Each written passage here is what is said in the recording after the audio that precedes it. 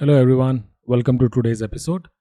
Today, I'll be talking about glimpses from the 2023 Data Breach Investigations Report from Verizon, also called as Verizon DBIR. For people who are listening to this for the first time or about this term, Verizon DBIR is an annual report that provides data and analysis on data breaches and security incidents. It is published by Verizon's business. It's a subsidiary of Verizon Communications, and what this report contains is findings from incident data collected by Verizon's incident response team. So, Verizon has a set of customers, and their incident response team supports these customers. And this report contains findings of those incidents that this team has investigated in past 1 year. So, this report essentially has data from November 1st of 2021 to October 31st of 2022, and this data set has around 954,000 total incidents that are recorded and around 255,000 confirmed breaches. Okay, now this data is recorded based on a format called Veris, and what Veris stands for is the vocabulary for event recording and incident sharing. It's a high level framework that provides a common language for describing security incidents. So it is an open framework that anyone can use to share and record cybersecurity incidents. This includes information about incidents demographics, metadata, and technical details. It is used by organizations to share information about incidents, to track incidents, trends, and to improve their incident response capability. Now that's the primary use case. Now, some of you might be wondering, hey, I've been using a MITRE ATT&CK.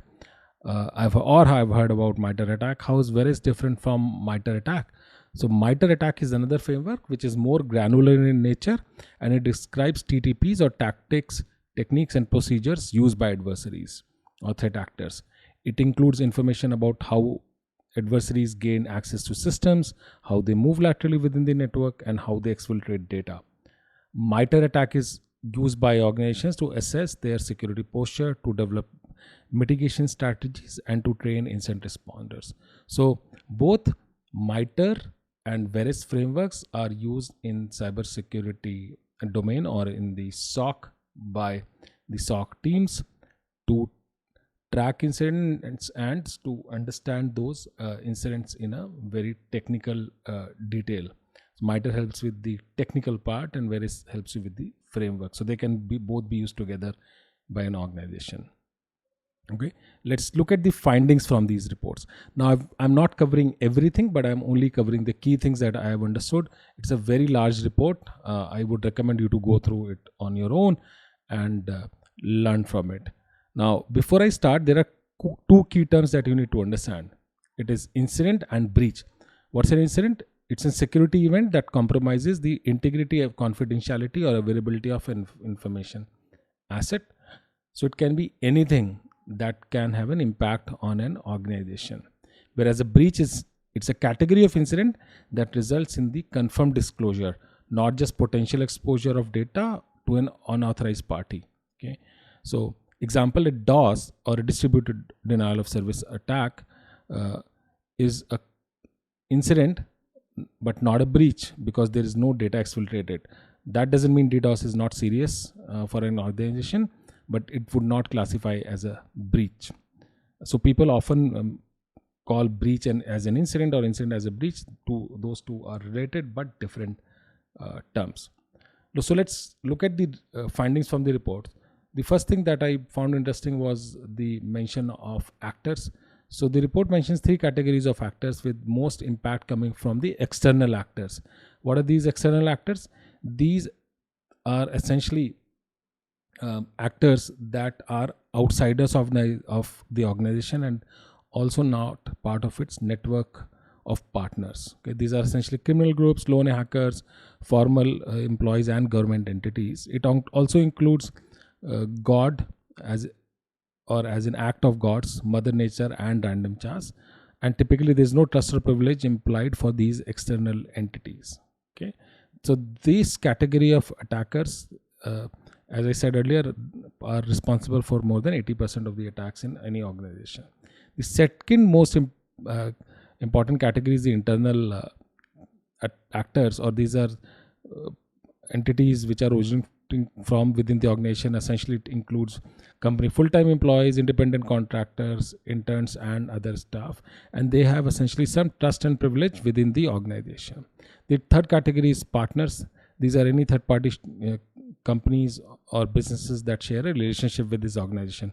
It includes suppliers, vendors, hosting providers, and outsourced IT support, and they have some level of trust and privilege in the organization.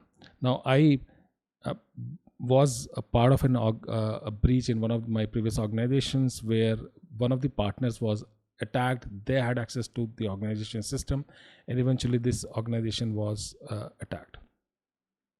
Let's talk about the motives. So the number one motive that was reported in the report is financial gain, followed by espionage. Others are there, right? But the most important is financial, which is around or over 92% of the total incidents. In terms of actions, which is what do they do, and vectors, which is how it happened.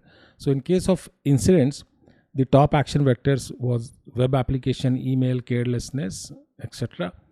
And top action varieties included denial of service attacks, ransomware, loss, use of stolen credentials.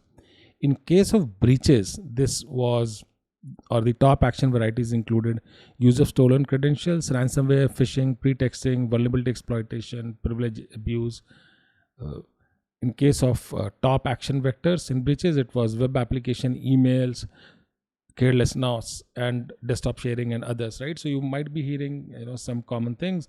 So things like use of stolen credentials, and that's why people recommend or it's a mandate in all organizations to change password, keep complex password, and be careful on where you're putting your credentials, not to have the same password for everything, because once credentials are stolen, attackers would typically use it to breach the organization.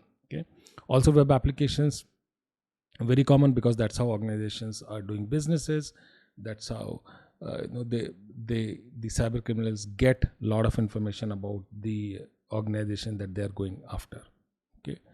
Now let's look at the industries that got targeted. So it is across all industries in various segments. If you can look at the data on incident versus breaches. So if I look at the breaches, the maximum amount of breaches were held by healthcare, as well as manufacturing, okay, public administration. So essentially data disclosure happened, and this I've been seeing in last 1 year for all the incidents or reports that I've read, including the individual accounts that or breach declaration coming up on various organization.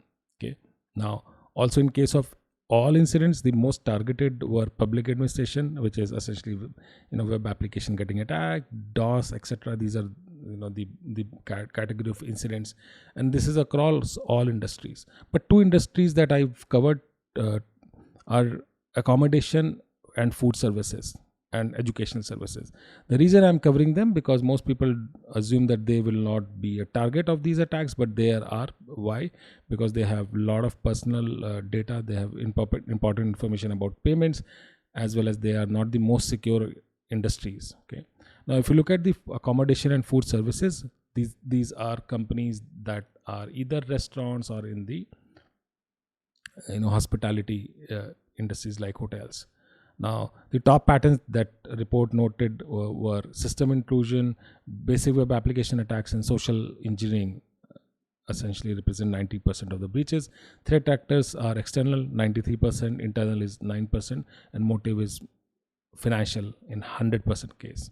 The data that are compromising is payment related data or credentials, and then personal. Okay. Now, approximately 1/3 of the cases involve use of ransomware, and also if there were RAM scrapers or software that copy the memory, they were targeting the point of sale terminals to steal payment credit card data, which was targeted 41% of the time. So that's an interesting stat. Why they're getting targeted, as you can imagine, that's where the money is. So either you're targeting the card that you can use for doing fraudulent transaction, and this card belong to an end user, anyone like you and me, or they could be targeting the organization to extort money using ransomware. The second vertical that got targeted, or I found interesting, was educational services. Now, this is schools, colleges across the world, and top patterns that we saw were, or the report saw, was system intrusion, miscellaneous error, social engineering. External actors were only 72%, internal 29%, so that was pretty interesting for me. Motives 92%, financial, and espionage 8%. And the reason I can guess is to get data and use that in identity thefts. Okay, now let's look at the regions. So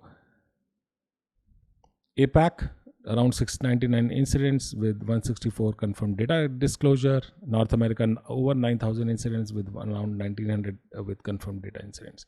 Now, the reason could be because Verizon has more presence or larger presence in US, then followed by EMEA. So EMEA recorded around 2,500 incidents with 637 confirmed data disclosure.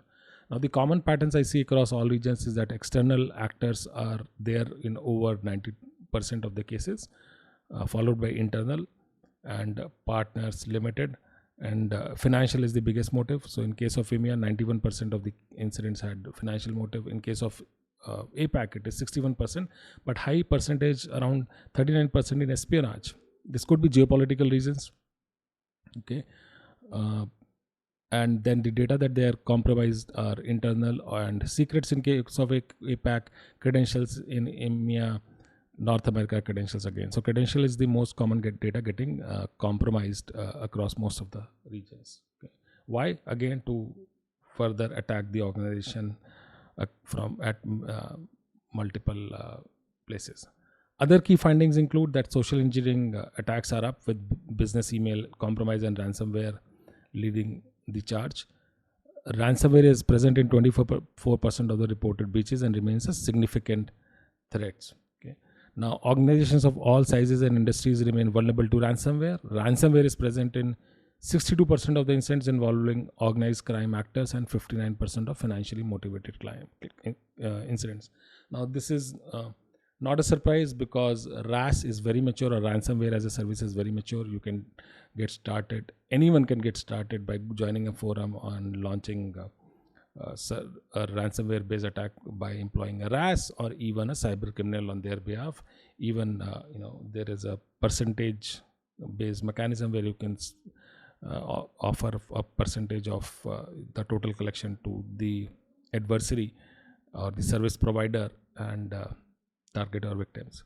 Now, interesting part is that which is on the vulnerability side is that more than 32% of all Log4j scanning occurred within 30 days of its release. Now, this was interesting because I've been reading about various exploits.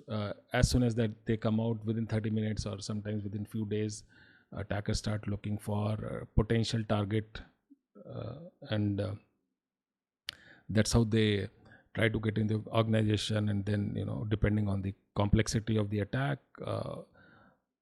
they can either extort money or get further into the organization for various reasons. Okay. Now, banks and exchanges have become prime target for cyber criminals, and a 4-fold increase in cryptocurrency based attacks compared to previous year. So that was the key summary. Now, I highly recommend everyone to go through this report. I'm thankful to Verizon and thankful to all of you for listening to this. Thank you so much. I'll see you next time.